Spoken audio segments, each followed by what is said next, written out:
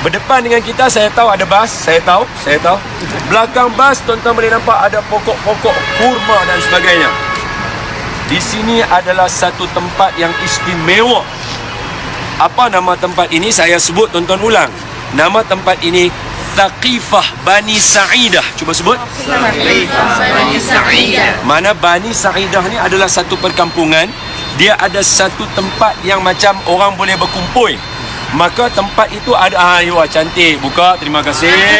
Itu macam lah. Mau dapat je lah. Di bumi, tu nampak. Di bumi Madinah, ni tiang lampu ni semua baru naik ni. Orang di sebelah saya main tak ada.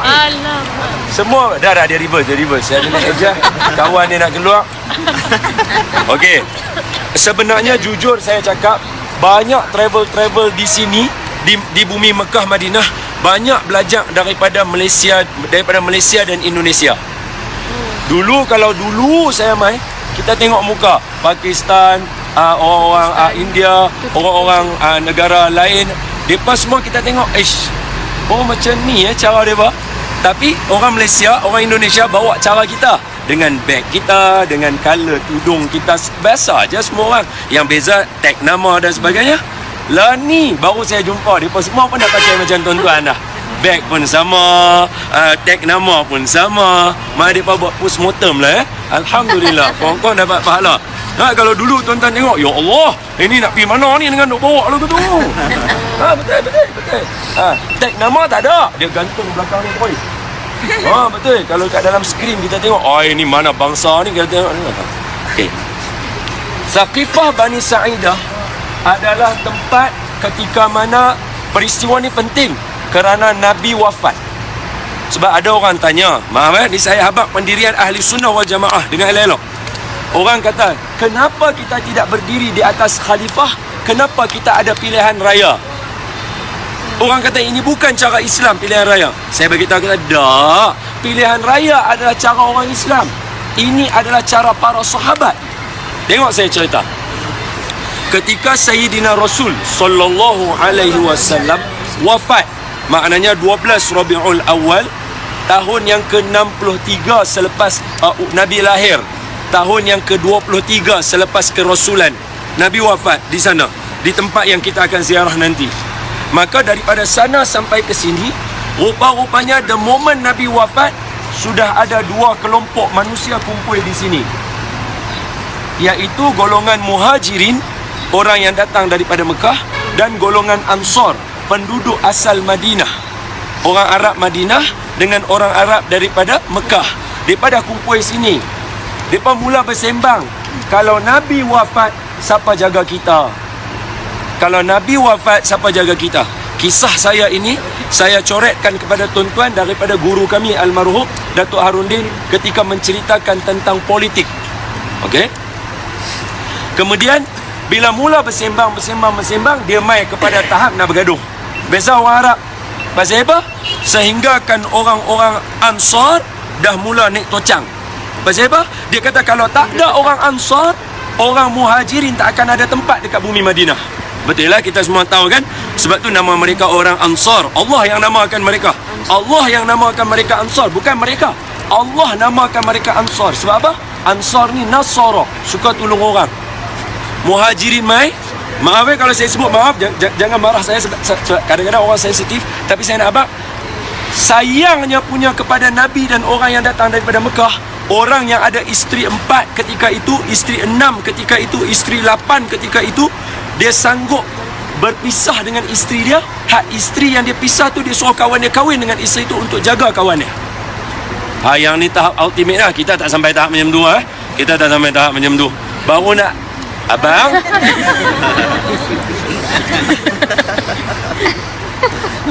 walaupun dia ustaz. Ini nanti kalau tuan-tuan tengok saya dekat Uhud, tuan-tuan rasa macam nak perang. Allah, begitu keadaannya.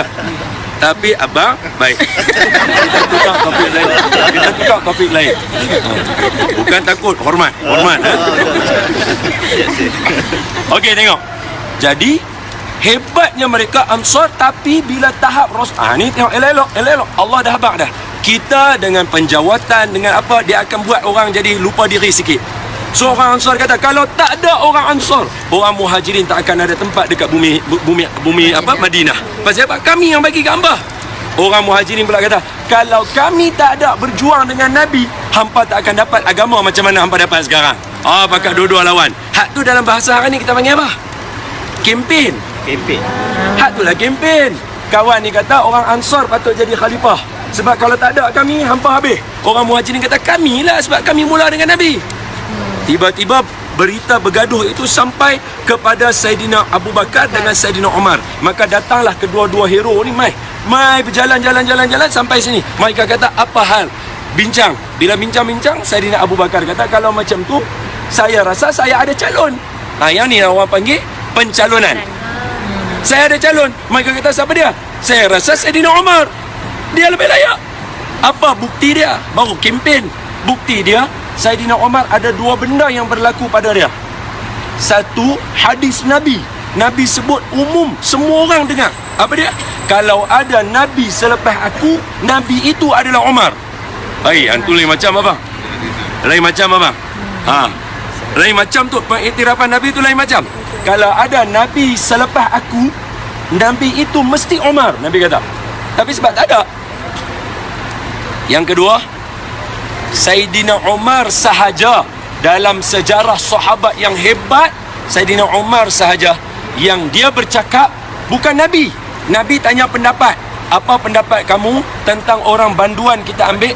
Saidina Abu Bakar kata, banduan ni kita kena jaga mereka, bagi maaf pada mereka, bebaskan mereka. Itu tanda kita Islam, agama selamat.